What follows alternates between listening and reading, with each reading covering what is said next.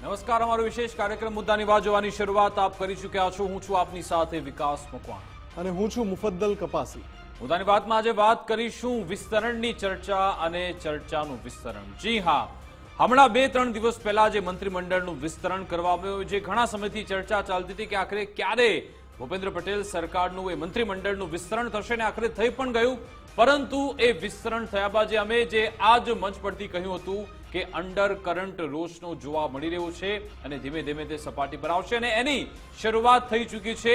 જે લોકોને પડતા મૂકવામાં આવ્યા હતા એ તો હવે આ તહેવારો પૂર્ણ થવાની રાહ જોઈ રહ્યા છે, ત્યારબાદ કોઈ નવાજૂની તો કરશે જ, પરંતુ એ પહેલા જે સોશિયલ એન્જિનિયરિંગની વાતો કરવામાં આવતી હતી, અમે નહીં, આ સોશિયલ એન્જિનિયરિંગ ક્યારેક થવું જ ન જોઈએ, પરંતુ આવી વાતો કરે છે આ પોલિટિકલ પાર્ટીઓ। અને અહીંયા એક નહીં અનેક ભાજપના ધારાસભ્યો અને ભાજપ નેતા એમ કહેતા હતા કે સામાજિક સમીકરણને ધ્યાનમાં રાખીને મંત્રીમંડળનું વિસ્તરણ થયું છે।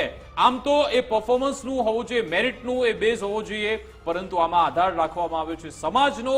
કોઈ સમાજ નારાજ ન થઈ જાય એ ધ્યાનમાં રાખીને મંત્રીમંડળનું કદ વધારવામાં આવ્યું, જેમાં આપણે જોયું કે નાયબ મુખ્યમંત્રીનું પદ આપવામાં આવ્યું હર્ષ સંઘવીને, અને પછી ત્યારબાદ અલગ અલગ સમાજના, જેમાં પટેલ સમુદાયના મુખ્યમંત્રી સહિત 6 ધારાસભ્યો છે, ઓબીસીના છે 6-7 જેટલા, આદિવાસી સમુદાયમાંથી 3 છે, 4 છે એસસી સમુદાયમાંથી 3 છે, પરંતુ અહીંયા હવે બ્રહ્મ સમાજ આગળ આવ્યો છે। બ્રહ્મ સમાજનું કહેવું છે કે અમને બાકાત રાખવામાં આવ્યું છે। આ જ મંચ પરથી ને જ્યારે પણ ભારતીય જનતા પાર્ટી પોલિટિક્સમાં ઉતરે છે એની વાતો કરે છે, કહે છે કે અમે પરફોર્મન્સ બેઝ ઉમેદવારોને મેદાનમાં રાખીએ છીએ અને અમને આગળ વધારતા હોય છે, પરંતુ કડવી વાસ્તવિકતા એ છે કે જો તમે એ સામાજિક સમીકરણ ન સાધો તો પછી તમે પછડાટ તમારી થાય છે ને ભલે તમે વાર્તાઓ ગમે એટલી મોટી મોટી કરો કે પરફોર્મન્સ છે, મેરિટનો આધાર છે, જે વ્યક્તિ લાયક છે, લાયક ઉમેદવારને બેસાડે છે, પરંતુ ખરા અર્થમાં ભલે લાયક હોય કે ન હોય, જો એ કોઈ સમાજનો વડો છે, જો કોઈ સમાજની સાથે રાખીને ચાલે છે, ના છૂટકે એમાં સમાવેશ કરવો પડે છે। પહેલો એક સમાજ સામે આવ્યો છે બ્રહ્મ સમાજ, કે જેમણે ભારોભાર નારાજગી વ્યક્ત કરી છે। જે અત્યારે તહેવારોની જોરદાર મોસમ છે, પડતર દિવસે જ બ્રહ્મ સમાજે આજે એક જાણે કે રણશીંગુ ફૂક્યું છે અને હવે આગામી સમયમાં આ બાબતે જોરદાર લડત પણ લડવામાં આવી શકે, કારણ કે કહેવામાં આવી રહ્યું છે મુફદ્દલ કે બ્રહ્મ સમાજને આમાં તેની સમાવેશ કરવામાં નથી આવ્યો। બ્રહ્મ સમાજને આમાં ભારોભાર નારાજગી છે, બ્રાહ્મણોને યોગ્ય પ્રતિનિધિત્વ આપવામાં નથી આવતું। ગુજરાત બ્રહ્મ સમાજે ભાજપના પ્રદેશ પ્રમુખ, નવા નિયુક્ત પ્રદેશ પ્રમુખ જગદીશ વિશ્વકર્માને પત્ર લખ્યો અને કહ્યું કે 14 બ્રાહ્મણ એમએલએ છે, છતાં પણ કેમ ફક્ત એકને સ્થાન આપવામાં આવ્યું। અને કોંગ્રેસના જે અલગ અલગ પ્રવક્તાઓ છે ને, હમણાં હેમાંગ રાવલની પણ વાત કરીએ, પોતે અલગ અલગ માધ્યમમાં પોતાના સોશિયલ મીડિયા એકાઉન્ટ્સ પર કહી ચૂક્યા છે કે જો તમારી પાસે ગુજરાતમાં 65 લાખ બ્રાહ્મણો છે અને તમને ભરી ભરીને વોટ આપવામાં આવે છે ને જો તમે પોતે સામાજિક એ માળખું તૈયાર કરીને જો લોકોને પ્રતિનિધિત્વ આપતા હોય તો પછી બ્રાહ્મણ સમાજમાંથી તો 3 મંત્રી હોવા જોઈએ। આ વાત તેમણે પણ કરી છે અને હવે ગુજરાત બ્રાહ્મણ સમાજે પણ ભાજપ પ્રદેશ પ્રમુખને પત્ર લખ્યો છે। તેમણે કહ્યું કે સંગઠનના હોદ્દા પર બ્રહ્મ સમાજને સ્થાન આપો, આગામી નિયુક્તિમાં મહત્વની જવાબદારી સોંપવી જોઈએ, એવી રજૂઆત પણ કરવામાં આવી છે। વિકાસ, જ્યારે પણ ચર્ચા થાય ગુજરાતના જાતિગત સમીકરણોની, જે અલગ અલગ રાજકીય પક્ષો જ્યારે પણ એ સોગઠા ગોઠવે તો એમાં પાટીદાર સૌથી પહેલા નામ આવે કે પાટીદારનું સંખ્યાબળ પણ છે, પ્રતિનિધિત્વ પણ છે અને સરકારમાં હંમેશાથી એમને સ્થાન મળતું આવ્યું છે। એવી જ રીતે ક્યારેક ક્યારેક વચ્ચે અવાજ ઉઠતો આવે છે કોળી સમાજનો। કોળી સમાજમાંથી પણ અમને અમારું જેટલું સંખ્યાબળ છે એ પ્રમાણે સ્થાન નથી મળતું, એવી નારાજગી વ્યક્ત કરવામાં આવે છે। પણ આપણે એવું જવલ્લે જોયું છે કે બ્રહ્મ સમાજ તરફથી આ પ્રકારે અવાજ ઉઠતો હોય, કેમ કે તમે જોજો અલગ અલગ પાટીદાર સમાજ, કોળી સમાજ અને ક્ષત્રિય સમાજ, એના અલગ અલગ એવી સામાજિક સંસ્થાઓ છે જે આવા કાર્યક્રમ વારે તહેવારે કરતી હોય છે। એમાં બહુ રિસેન્ટલી આપણે કોળી સમાજના અને ક્ષત્રિય સમાજના ઘણા એવા કાર્યક્રમ જોયા છે જે વર્તમાન શાસક પક્ષની સાથે સમાંતર રીતે એક માંગણી કરતી આવે કે ભાઈ અમારું પ્રતિનિધિત્વ ઓછું છે સરકારની અંદર, ચાહે મંત્રાલયની અંદર હોય અને જ્યારે ટિકિટની વહેંચણી હોય ત્યારે જે પ્રતિનિધિત્વ મળવું જોઈએ, તો પણ બ્રહ્મ સમાજનું આવું ઓછું થતું હોય છે। અને આ વખતે જ્યારે એક જમ્બો કદનું મંત્રીમંડળ થવાનું છે એવી ચર્ચાઓ પહેલેથી જ હતી જ્યારે વિસ્તરણ થવાનું હતું ત્યારે બ્રહ્મ સમાજની અપેક્ષા હતી, પણ ઘણી બધી બાબતો જેમ આશ્ચર્યજનક થઈ એમાં આ એક પણ થયું. જેવી રીતે જયેશ રાદડિયા વાળી ચર્ચા ખૂબ થઈ, અલ્પેશ ઠાકોર વાળી ચર્ચા થઈ, હાર્દિક પટેલ વાળી ચર્ચા થઈ, બીજા કેટલાક નામ પણ ચર્ચાયા પણ એને સ્થાન ન મળ્યું. એવી રીતે બ્રહ્મ સમાજ વાળો વિષય પણ ચર્ચામાં એટલે આવ્યો કે બિલકુલ પ્રતિનિધિત્વ નહીં. હવે આમાં એક બહુ જ અગત્યની વાત જોડવામાં એ પણ આવી રહી છે. આપણે એક બીજા સમાચાર પણ જેની આજે ચર્ચા કરી ચૂક્યા છીએ અને આજે એ રિપોર્ટ પણ આપણે બતાવ્યો કે બહુ જલ્દી નવા પ્રદેશ પ્રમુખ સંગઠનમાં નિયુક્તિઓ કરવાના છે. બની શકે કે જયેશ રાદડિયા વાળી જે ચર્ચા છે એનો જવાબ પણ એ નિયુક્તિઓમાંથી મળી જાય અને બ્રહ્મ સમાજની આ નારાજગી છે એનો જવાબ પણ એ નિયુક્તિઓમાંથી મળી જાય. બિલકુલ, આ ગુજરાત પ્રદેશ ભાજપ સંગઠનનું તખ્તું તૈયાર થવાનો છે ને કહેવાય રહ્યું છે કે દેવ દિવાળી પૂર્વે જગદીશ વિશ્વકર્માની નવી ટીમ જાહેર થશે, જેમાં 4 ઝોનના મહામંત્રીના મહત્વના પદ માટે અત્યારથી જ લોબિંગ થયું છે. કદાચ એટલા માટે જ અલગ અલગ પત્ર લખાઈ રહ્યા છે, જેમાં પ્રદેશ પ્રમુખ, ઉપપ્રમુખ અને મંત્રીઓ માટેની યાદી તૈયાર થશે. યુવા નેતૃત્વને પ્રદેશ ભાજપ સંગઠનમાં સ્થાન અપાશે અને જેમાં સૌરાષ્ટ્ર ઝોનના મહામંત્રી પદ માટે કોઈ નવું જ નામ આવી શકે. સૌરાષ્ટ્રના મંત્રીમંડળમાં પણ સ્થાન મળે તેવા સંકેત અને અસંતોષ ખાળવા સંગઠનમાં નિયુક્તિ થઈ જાય તેવા પણ સંકેત છે. સૌરાષ્ટ્ર ઝોનની વાત કરીએ, પ્રદેશ ઉપાધ્યક્ષ ભરત બોગરાને પ્રમોશન કદાચ મળી શકે. આ તરફ રાજકોટ જિલ્લા પ્રભારી ધવલ દવેને પણ કોઈ સ્થાન મળી શકે છે, એમને કદાચ મહામંત્રી બનાવવામાં આવે ધવલ દવેને, એની પણ શક્યતા. સૌરાષ્ટ્ર ઝોનના મહામંત્રી તરીકે હાલ સાંસદ વિનોદ ચાવડા છે. મંત્રીમંડળ વિસ્તરણ પછી હવે પ્રદેશ સંગઠન પર સૌની નજર રહેશે. એટલે ભલે અત્યારે તહેવારનો માહોલ હોય, અત્યારે સૌ કોઈ ઉજવણીમાં છે, પરંતુ હવે આ રાજકીય ચર્ચાઓ પણ જોરશોરથી થઈ રહી છે અને આ જ અંગે આપણે વિસ્તારથી ચર્ચા કરીશું. આપણી સાથે સમસ્ત ગુજરાત બ્રહ્મ સમાજના પ્રમુખ અશ્વિનભાઈ ત્રિવેદી જોડાઈ ગયા છે, એમની સાથે વાત કરી. અશ્વિનજી, ગુજરાત ફર્સ્ટમાં આપનું સ્વાગત છે. પહેલા તો આપને દીપાવલી પર્વની શુભકામનાઓ. આ જે હવે તમે જે ગુજરાતમાં અને આખા દેશભરમાં દીપાવલી પર્વની ઉજવણી થઈ રહી છે ને તમે પણ એક ફટાકડો ફોડ્યો છે કે ભાઈ બ્રહ્મ સમાજને પ્રતિનિધિત્વ યોગ્ય મળવું જોઈએ, આપની શું રજૂઆત છે આખરે? સમસ્ત ગુજરાત બ્રહ્મ સમાજના અમારા જે ભૂદેવો છે એ રાષ્ટ્રવાદ સાથે જોડાયેલા છે અને ભારતીય જનતા પાર્ટી છે એ રાષ્ટ્રવાદને વળેલી એક પાર્ટી છે. સદાય અમારો સમાજ છે એ ભારતીય જનતા પાર્ટીને સપોર્ટ આપ્યો છે. અગાઉ 14 જેટલા એમએલએને અમારી ટિકિટ આપેલી, એમાંથી 3 હારેલા અને 11 અત્યારે હયાત સરકારમાં છે અને સેવા બજાવે છે, ખૂબ જ સારી રીતે સેવા બજાવે છે.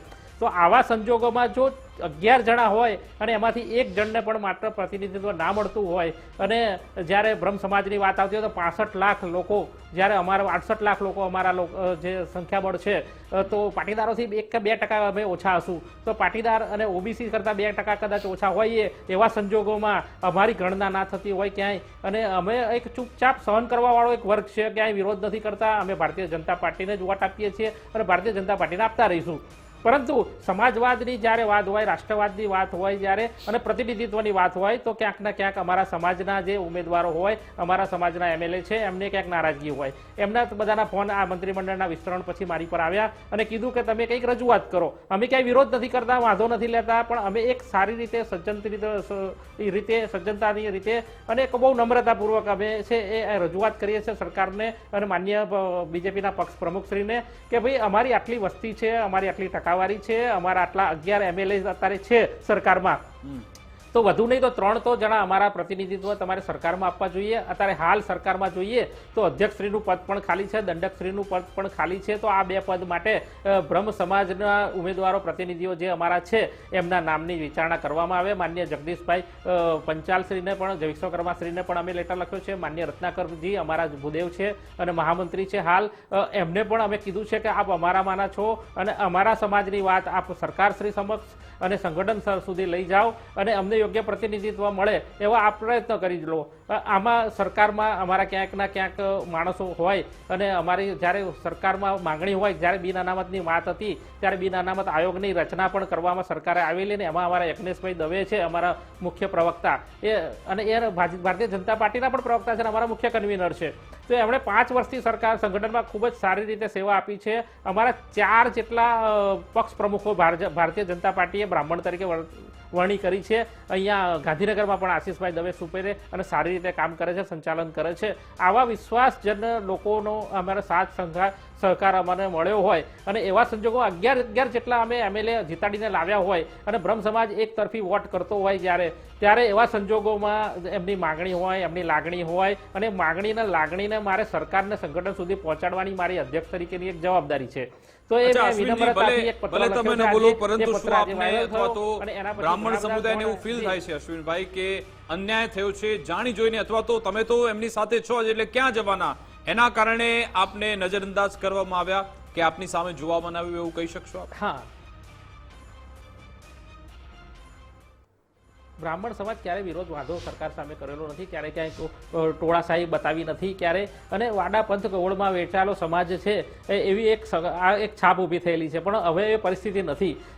જે બ્રાહ્મણની સાથે બ્રાહ્મણ તેની સાથે એ સૂત્રની સાથે અમે સરકાર સાથે ચાલીએ છીએ. અને આવા સંજોગોમાં 11 જો એમએલએ હોય ને એમને અન્યાય થતો હોય તો સરકાર સુધી સંગઠન સુધી વાત પહોંચાડવાની મારી એક પવિત્ર ફરજ આવે છે. અને પવિત્ર ફરજના ભાગરૂપે અમે અધ્યક્ષ તરીકે એ વિનમ્ર રીતે પત્ર આપને સંગઠનને લખેલો છે. અને આગામી સમયમાં અમારી માગણી લાગણી છે એ સરકાર ચોક્કસ નોંધ લેશે. આગળ કેશુભાઈની સરકાર હતી ત્યારે 18 મંત્રી હતા. એ પછી જોવા જાવ તો રૂપાણી સરકારમાં 3-4 મંત્રીઓ થઈ ગયા. પછી આ છેલ્લે એક જોઈએ તો એક કનુભાઈ દેસાઈ છે, એ અનાવિલ બ્રાહ્મણ છે અને એ ક્યાંય સમાજના પ્લેટફોર્મ પર ક્યાંય આવેલા નથી કે સામાજિક રીતે બ્રહ્મ સમાજ સાથે ક્યારેય જોડાયેલા નથી. તો એ કનુભાઈને અમારે બ્રાહ્મણ કહેવા કે નહીં એ પણ એક પ્રશ્ન છે. અનાવિલ બ્રાહ્મણ છે. અમારા જે અવધીજ બ્રાહ્મણ છે, મોટ બ્રાહ્મણ છે, તપોધન બ્રાહ્મણ છે, એ બધા જે એમએલએ છે બરાબર. અશ્વિનભાઈ, જે કનુભાઈ દેસાઈની સમાવવામાં આવે એટલે તમે બ્રાહ્મણ કોટામાંથી ગણતા જ નથી ટૂંકમાં. અશ્વિનભાઈ, કનુભાઈ દેસાઈ અનાવિલ બ્રાહ્મણ તરીકે જે ગોઠવવામાં આવ્યા, અનાવિલ બ્રાહ્મણ છે અને અમારા એટલે બ્રાહ્મણ ટૂંકમાં શૂન્ય પ્રતિનિધિત્વ આપને એવું કેવું છે? કનુભાઈ કોઈ પ્લેટફોર્મમાં બ્રહ્મ સમાજના આવેલા નથી કે જોડાયેલા નથી. અચ્છા અશ્વિનભાઈ, હવે આમાં સવાલ એ છે કે અત્યારે તહેવારોનો સમય છે. અનાવિલ સમાજ છે ને પોતે પોતાના અનાવિલ કહે છે, બ્રાહ્મણ કહેતા નથી આને. ઠીક છે અશ્વિનભાઈ, હવે સવાલ એ છે કે આ તહેવારોનો સમય છે અને આપે અત્યારે જે પત્ર લખી નાખ્યો છે, તો આ જે પત્ર લખવાની ઉતાવળ કરી એટલે કે તહેવારો પૂરા થઈ જતા એકવાર પછી તમે આ મુદ્દો ઉઠાવતા, તો આ જે ઉતાવળ કરી છે એની પાછળનું કારણ શું છે? હવે તમારે જે વિધાનસભામાં કોઈ સંવૈધાનિક પદની માંગણી છે કે પછી નવા પ્રદેશ પ્રમુખ સંગઠનની નિયુક્તિ કરી નાખે એમાં અમે ક્યાંય રહી ના જઈએ, એ ઉતાવળ છે? કારણ શું છે? હાજી, ઉતાવળ કરી નથી. મારી વાત સાંભળો એક મિનિટ. ઉતાવળ કરેલી નથી. જ્યારે મંત્રીમંડળનું વિસ્તરણ થયું ત્યારે આખું આ લિસ્ટ જોયું, ત્યાર પછી અમને થયું કે ભાઈ અમારામાં કોઈ પ્રતિનિધિત્વ આમાં લીધું નથી. તો આ સમયે વિચાર મંથન કર્યું, અમારી કમિટી દ્વારા વિચાર મંથન કર્યું, અમારા પ્રવક્તાશ્રી સાથે, અમારા મુખ્ય કન્વીનર સાથે વિચાર વિમર્શ કર્યું અને પછી કીધું કે ભાઈ આ એક લાગણી છે અને માગણી છે, આપણે સરકાર સાથે રજૂ કરીએ આપણી. અને જો આગામી સમયમાં જ્યારે ટૂંક સમયમાં જે સંગઠનમાં પણ નવી ભૂમિકાઓ આપવાની છે, નવી જવાબદારીઓ આપવાની છે અને આગળ સરકારમાં પણ હજુ 2 પદ ખાલી છે બરાબર. તો એવા સંજોગોમાં જો એ પદ ભરી જાય પછી માગણી લાગણી કરવાનો કોઈ અમારો મતલબ નથી. તો એ આ ઉતાવળ નથી, એ યોગ્ય સમય છે. યોગ્ય સમય અમારી રજૂઆત છે, યોગ્ય રજૂઆત છે અને એ સરકાર ચોક્કસ ધ્યાનમાં લેશે, સંગઠન ચોક્કસ ધ્યાનમાં લેશે એવો અમને વિશ્વાસ છે, ખાતરી છે. અચ્છા અશ્વિનભાઈ, જે ગુજરાત ભાજપમાં જે બ્રાહ્મણ સમુદાયના ધારાસભ્યો છે, શું આ બાબતે કશું બોલવા તૈયાર છે? કારણ કે અત્યાર સુધી તો કશું બોલ્યા નથી. આપ આ રજૂઆત કરી રહ્યા છો, એમની લાગણી શું છે? એમની ઓફ ધ રેકોર્ડ આપની સાથે કોઈ વાતચીત થઈ છે? 11 ધારાસભ્યો છે એમાંથી કોઈ કશું બોલવા તૈયાર છે? એમણે પણ બોલવું જોઈએ. ઓફ ધ રેકોર્ડ પણ દરેક ઓફ ધ રેકોર્ડ જી ઓફ ધ રેકોર્ડ એવી વાત છે કે એ ભાજપના સ્વયંશિસ્ત કાર્યકર છે પહેલા તો, પછી એમએલએ છે. એટલે ભાજપની એક શિરસ્તો રહેલો છે. એમના માટે પક્ષ પહેલા થઈ ગયો, સમાજવાદમાં એવું તો આપ કહી શકશો. એ 11 ધારાસભ્યો માટે પક્ષ પહેલા થઈ ગયો, સમાજવાદમાં. લોકો માટે બોલવા માટે અમે છીએ. ઓકે, હા ના, પહેલા એ હિન્દુ છે, પછી એ બ્રાહ્મણ છે, પછી એ ભાજપી છે. આ વખતો વખત એ લોકો કહેતા આવે છે કે પહેલા અમે હિન્દુ છીએ, પછી અમે બ્રાહ્મણ છીએ અને પછી અમે આ પક્ષના કાર્યકર છીએ. અમારા કોઈ પણ હોદ્દેદાર છે ભાજપમાં, હું પણ ભાજપમાં જોડાયેલો છું, અમારા એગ્નેશભાઈ જોડાયેલા છે, હેમાંગ રાવલ કોંગ્રેસમાં જોડાયેલા છે, જગત શુક્લા જોડાયા છે, અમારા મહિલા મહામંત્રી છે ડોલીબેન દવે, એ પણ કોંગ્રેસના મહામંત્રી ત્યાં છે જોડાયેલા છે અને અમારા મહામંત્રી છે મહિલાના. તો એ સમાજમાં રાજકારણ નથી, પણ રાજકારણમાં સમાજ હોવું જોઈએ અને રાજકારણમાં સમાજનું સ્થાન ચોક્કસ હોવું જોઈએ એવી એક લાગણી વ્યક્ત કરી છે. આમાં કોઈ એક વિરોધ વાંધો નથી અમારો. અને સરકારની સાથે યોગ્ય સમયે યોગ્ય જગ્યાએ યોગ્ય નિમણૂક માટે યોગ્ય વાત કરેલી છે અને એ સરકારે યોગ્ય રીતે અમને ધ્યાનમાં લેશે એવી અમને ખાતરી અને વિશ્વાસ અચ્છા અશ્વિનભાઈ, આપે આ પત્ર લખ્યો પછી કોઈ પ્રતિક્રિયા આવી છે? કોઈ આપને આગળ મળવાની 1-to-1 વાત થઈ છે કે પછી એ રજૂઆતનો કોઈ જવાબ સામેથી આવ્યો છે ખરો? ના, એટલે નહીં, હજુ આજે જ મેં બપોરે આ પોસ્ટ કર્યું છે અને મેલ પણ કર્યો છે. માન્ય અમિતભાઈ શાહ સાહેબ આવતીકાલે અહીંયા ગાંધીનગરમાં પધારવાના છે. એવા સંજોગોમાં માન્ય અમિતભાઈ શાહજી છે આપણા અને કેન્દ્રીય મંત્રી છે અહીંના, અમારા ગાંધીનગરના પણ એ સાંસદ છે, તો એમને પણ મેલ કરેલો છે. મેં જગદીશ પંચાલ સાહેબને પણ મેલ કર્યો છે અને રત્નાકરજીને મેલ કર્યો છે અને પત્ર પોસ્ટ કરેલો છે. એટલે પત્ર કદાચ કાલ સવાર સુધી પહોંચી જાય, પરંતુ એ સિવાય social media through, WhatsApp through અને ફેસબુક થ્રુ એમને આ બધી વિગતોની જાણકારી મળી ગયેલી છે. અમારા રત્નાકરજી છે એમને પણ વાત થયેલી છે. તો આ પ્રમાણે આગળ પ્રોસિજર કરેલી છે. જ્યાં જ્યાં અમારી રજૂઆત કરવાની હોય ત્યાં ત્યાં યોગ્ય જગ્યાએ યોગ્ય માધ્યમથી અને યોગ્ય પ્લેટફોર્મ ઉપર અમે રજૂઆત કરેલી છે અને એ ધ્યાનમાં લેવાશે એવી અમને ખાતરી છે. અચ્છા અશ્વિનજી, પરંતુ જે રજૂઆત કરવામાં આવેલી છે કે ભાઈ બ્રાહ્મણ સમુદાયને અન્યાય કરવામાં આવ્યું છે, પરંતુ ભાજપનું કહેવું છે કે અમે તો બધા પરફોર્મન્સ બેઝ અને મેરિટ લિસ્ટના આધારે બધાને તક આપીએ છીએ. બની શકે જે 11 ધારાસભ્યો છે એ પરફોર્મન્સ ક્રાઇટેરિયામાં મેરિટ લિસ્ટમાં કદાચ પાછળ રહી જતા હશે, એટલા માટે પણ એમને સ્થાન ન મળ્યું હોય. એવું ન હોય કે ભાઈ બ્રાહ્મણ છે એટલે સાઈડમાં હટાવી દઈએ.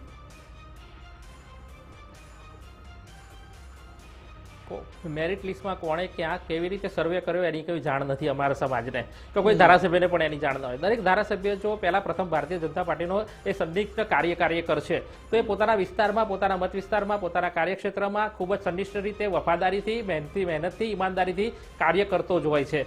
તો એ લિસ્ટ બનાવનાર કોણ, લિસ્ટ આપનાર કોણ અને લિસ્ટ કોના સુધી પહોંચાડ્યું એવી કોઈ જ માહિતી સમાજના અગ્રણીઓને કે એમએલએને આપેલું નથી. કોઈ એ નબળી કાર્યક્ષમતા હોય તો એને પણ જાણ કરેલી નથી કે તમારી નબળી કાર્યક્ષમતાના કારણે તમને લેવામાં નથી આવ્યા. તો આ બધી હકીકતોને ધ્યાનમાં લઈને આ ખાલી એક શું કે મન મનાવવાની વાત છે કે ભાઈ મેરિટ પરફોર્મન્સના આધારે આ કરવામાં આવ્યા. તમે જુઓ કે એક મંત્રી તો ઘણા બધા સમયથી બીમાર હતા, 25 વર્ષથી આજે મંત્રીમંડળમાં સ્થાન લે છે. શું એ મેરિટમાં લેવામાં આવ્યા છે? કેમ તો સમાજ મોટો છે, એમનો અવાજ મોટો છે, એમનું સંગઠન મોટું છે, એમને ટોળાશાહી છે. બ્રાહ્મણ સમાજ એક શિસ્તબદ્ધ છે, કાર્યકર છે, સંનિષ્ઠ કાર્યકર છે અને રાષ્ટ્રવાદનો વરેલો છે સમાજ. અને રાષ્ટ્રવાદનો વરેલો હોય ને અમે તો બોલી શકીએ છીએ કે તમે વાત કરી રહ્યા છો સમર્થન આપતી હોય એવી ભારતીય જનતા પાર્ટી સામે વિરોધ વાંધો નથી. અશ્વિનજી, આપ વાત કરી રહ્યા છો પરસોત્તમભાઈ સોલંકીની, કોઈ નામ બરાબર આપવા માંગતો નથી, પણ આપ સમજી શકો છો. તમે નહીં બોલી શકો, પણ અમે તો એ સમાજ બહુ મોટો સમાજ છે, તો એની નારાજગી સરકાર ઓળતી નથી. આ તમે પત્રકાર તરીકે ગમે તે કહી શકો છો, પણ હું એને ગમે તેની જે સાચું છે સાચું બોલીએ છીએ, ગમે તે ના બોલી શકીએ. 25 વર્ષ વાળી વાત કરી એટલે એ બહુ સ્પષ્ટ છે કે પરસોત્તમભાઈની જ વાત છે. એ તમારી મજબૂરી છે, તમે નથી બોલી શકતા. પરંતુ અમારો સવાલ એ છે કે તમે જે 80 ના દાયકાનું જે સૂત્ર છે કે જીતની જિસકી હિસ્સેદારી ઉસકી ઉતની ભાગીદારી, એ ટ્રેન્ડમાં તમે જ્યારે, તો પછી બીજા સમાજના લોકો આવશે. ઓબીસી સમાજ કહે છે કે અમે 55% લોકો છીએ, અમને આટલું પ્રતિનિધિત્વ આપો. દલિત સમાજ બહાર આવશે, બધા સમુદાયના લોકો પણ માંગવા લાગશે. તો ક્યાં જઈને પહોંચશે આ તો વાત? દરેક સમાજને યોગ્ય પ્રતિનિધિત્વ આપવું જોઈએ, એ સરકારની ફરજ છે. દરેક સમાજનો અવાજ સરકાર સુધી, સંગઠન સુધી એક સૂત્રતા રૂપે સાંકળી અને એનો અવાજ ત્યાં પહોંચાડવાની એ સામાજિક રીતેની જવાબદારી એ સમાજના પ્રમુખોની હોય છે, સમાજના આગેવાનોની હોય છે અને રાજકીય આગેવાનીની હોય છે. પોતાના સમાજને કેટલું પ્રતિનિધિત્વ મળે છે આપની વાત, પરંતુ અશ્વિનજી મારી વાત સાંભળો, એ સમાજના પ્રતિનિધિઓની છે. એ વ્યક્તિ જે પદ પર બેસશે તો શું એ ફક્ત એક સમાજનો થોડી પ્રતિનિધિ છે, આખા એ ગુજરાતનું પ્રતિનિધિ છે. માની લો જાણે કે જ્યારે એક એમએલએ કનુભાઈ દેસાઈને નાણામંત્રી બનાવવામાં આવ્યા છે, તો શું ફક્ત અનાવિલ બ્રાહ્મણ સમુદાય માટેની કામગીરી કરશે? એમના આખા ગુજરાત માટે કામગીરી કરવાના છે, એમના બધા માટે સરખા જ હોય. પછી તો તમે એમને સપોર્ટ કરો અત્યારે જે પણ મંત્રીમંડળ આવ્યું છે ને. અમે તો સપોર્ટ વર્ષોથી કરેલો છે. ભારતીય જનતા પાર્ટીનો કોઈ પણ કાર્યકર એ પદાધિકારી બનતો હોય અને નેતૃત્વ સંભાળતો હોય તો એને વફાદારીપૂર્વક સમાજ એની પાછળ રહેલો છે.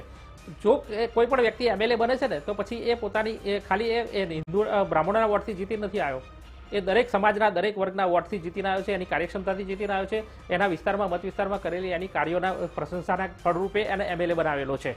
તો એવા સંજોગોમાં જ્યારે સરકારમાં પ્રતિનિધિત્વ કરવા જાય ને તો ખાલી અમારે તો એક આશ્વાસન લેવાનું હોય કે જ્યારે રાજેન્દ્રભાઈ એકલા હતા ને સરકારમાં નંબર 2 પર, ત્યારે પણ અમને એક હૂંફ હતી કે ના અમારો કોઈ માણસ ત્યાં બેઠો છે ને અમારી અવાજ સાંભળશે, અમારી વાત સાંભળશે, અમારી રજૂઆત સાંભળશે અને યોગ્ય માર્ગદર્શન આપશે, યોગ્ય ગાઈડલાઈન આપશે અને યોગ્ય પ્રશ્નોનો નિકાલ કરશે.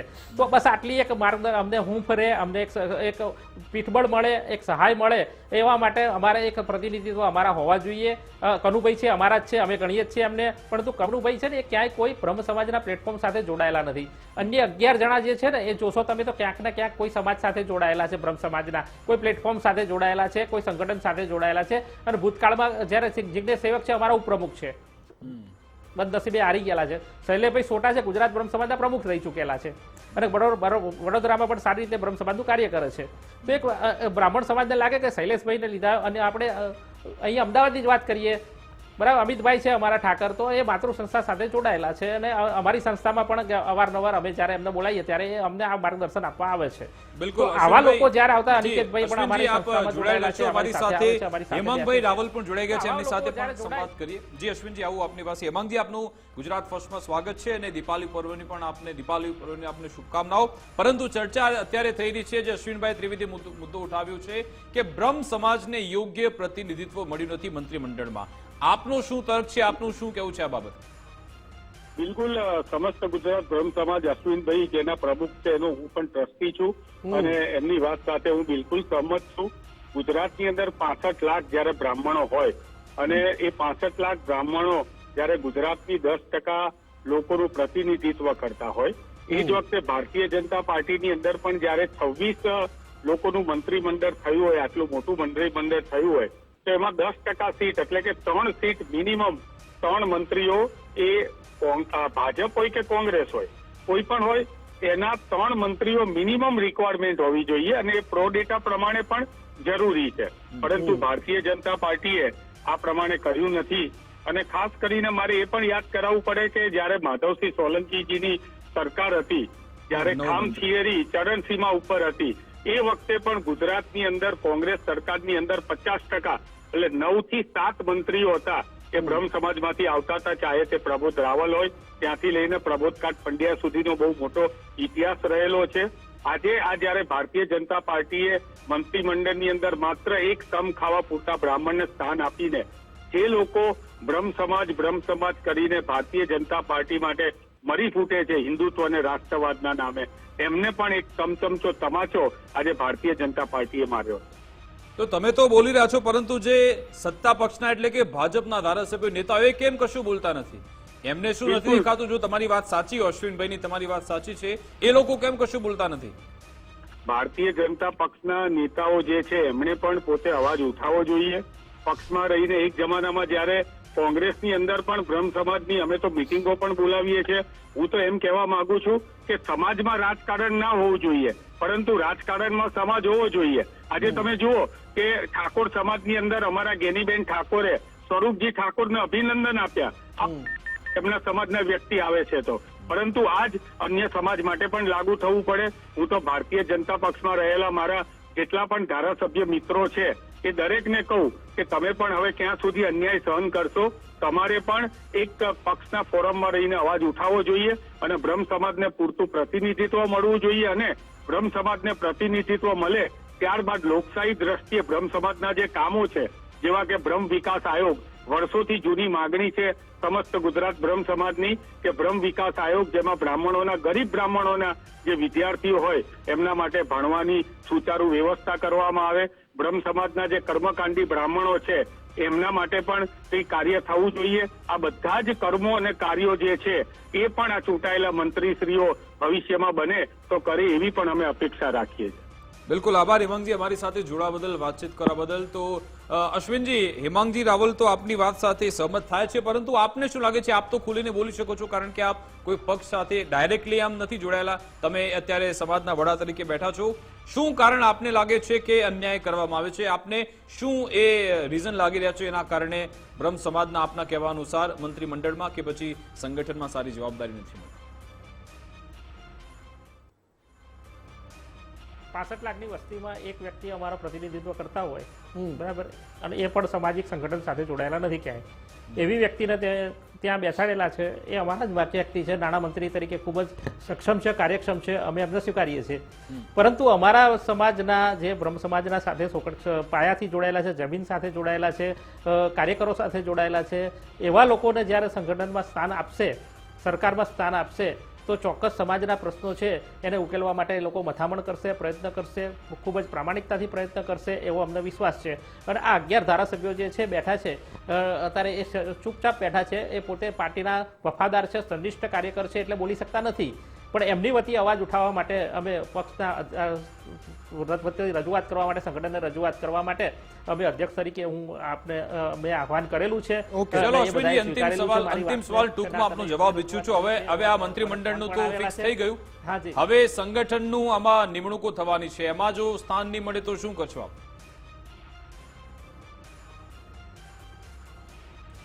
જે બ્રાહ્મણની સાથે તે બ્રાહ્મણની એની સાથે, એ સૂત્રના આધારે આગામી સમયમાં એ પરિણામ જોવા મળશે બધાને. અને જે બ્રાહ્મણ કોઈને નડતો નથી, પણ જો કોઈ બ્રાહ્મણને નડે તો એ બ્રાહ્મણ એને જડતો નથી. આ સૂત્ર સાથે અમે જો કુંડળી બનાવી શકતા હોઈએ, એટલે આ શબ્દો તમારા પછી અત્યારે આ શબ્દો તમે ફિક્સ રાખજો, કેમ કે ટુકડો અમે ચલાવીશું, પરશુરામ બનશે. આ ટુકડો ફરી ચલાવીશું અમે. હાજી, ના ચલાવો, ફરીથી વારંવાર ચલાવો, હું તો એમ કહું છું. અમારા સમાજના વધુ પ્રતિનિધિત્વ સરકારમાં મળે, તમારા માધ્યમ થ્રુ જો આ શરૂઆત થઈ છે, અમે તો આશા રાખીએ ને કે તમારી માંગણી છે, સંગઠનની નિમણૂક થશે ત્યારે પૂરી થાય, અવાજ પહોંચાડ્યો છે એ બદલ આપનો આભાર માનીએ છીએ. બિલકુલ, સંગઠનની નિમણૂક થશે ત્યારે આપણે વાત કરીશું. આભાર અશ્વિનજી અમારી સાથે જોડાવા બદલ. સાથે સહયોગી ધર્મેશ પણ જોડાઈ ગયા છે. ધર્મેશ, આખો જે સંવાદ થયો એ સમસ્ત બ્રહ્મ સમાજના પ્રમુખ સાથે થયો અથવા કોંગ્રેસના પ્રવક્તા સાથે થયો, એક વાત બહુ સ્પષ્ટ છે કે આ વખતે બ્રહ્મ સમાજ મોટી માત્રામાં એમને જે આશા અપેક્ષા હતી એ પૂરી નથી થઈ, નારાજગી છે. અને જે રીતે હમણાં છેલ્લું સ્ટેટમેન્ટ એમનું હતું કે અમે કોઈને નડતા નથી, પણ જો કોઈ અમને નડે તો પછી અમે જડતા નથી, છોડતા નથી, એ પ્રકારનું. તો આપની પ્રતિક્રિયા શું છે આખી આ પરિસ્થિતિની અંદર? શું સંગઠનમાં એ બધું કરી લેવાશે, અથવા તો જ્યારે મંત્રીમંડળનું વિસ્તરણ કરાયું ત્યારે જે વાત ધ્યાનમાં રાખવામાં આવી હશે કે ભાઈ અહીંયા જે નથી સેટલમેન્ટ થતું એ કદાચ સંગઠનમાં સાચવી લેવામાં આવશે, આપને એવું લાગે છે? મુફદ્દલ, જો સૌથી પહેલી વાત કરીએ તો ગુજરાતમાં મંત્રીમંડળનું વિસ્તરણ થઈ ગયું છે. એની મંત્રીઓએ શપથ લીધા પછી બીજે દિવસે ભૂદેવોએ કર્મકાંડથી એઓને પૂજા અને સત્તાની ગાદી પર બેસાડ્યા છે. પરંતુ ભૂદેવોમાં જે બ્રહ્મ સમાજમાં જે કચવાટ છે એ ખૂબ જ યોગ્ય એટલે છે કે સૌરાષ્ટ્રની વાત કરું તો અગાઉની વિધાનસભામાં 9 બ્રાહ્મણો ચૂંટાતા હતા, 9 ધારાસભ્યો આવતા. હવે માત્ર અત્યારે 2 જ છે, એક સેજલબેન પંડ્યા ભાવનગર ને અનિરુદ્ધ દવે કચ્છ છે. એવી રીતે મંત્રીમંડળના વિસ્તરણમાં જે અમિત ઠાકર, આ નામ બહુ ચર્ચામાં હતું, જેમ જયેશ ભાદરિયાનું નામ હતું એવું જ નામ અમિત ઠાકરનું હતું. પણ જે વાત થઈ, પણ એ જે ભલે અત્યારે જેને કોઈ કાગળ લખ્યો બ્રહ્મ સમાજના અશ્વિનભાઈએ, પરંતુ સૌથી મહત્વની અત્યારે માત્ર નિવેદનથી આ વસ્તુ કોઈ સંજોગોમાં કામ આવેલી નથી. ડિજિટલ યુગમાં ટ્વીટ પણ નથી કર્યું. અને ગુજરાતની તો તમે કહો કે બંને પક્ષના ભૂદેવ છે, બ્રહ્મ સમાજના અગ્રણી પણ છે. કોંગ્રેસમાં હેમાંગ રાવલ હોય કે ભાજપના મીડિયા પ્રવક્તા કન્વીનર જો ગણીએ તો કન્વીનર યજ્ઞેશ દવે છે, ડોક્ટર.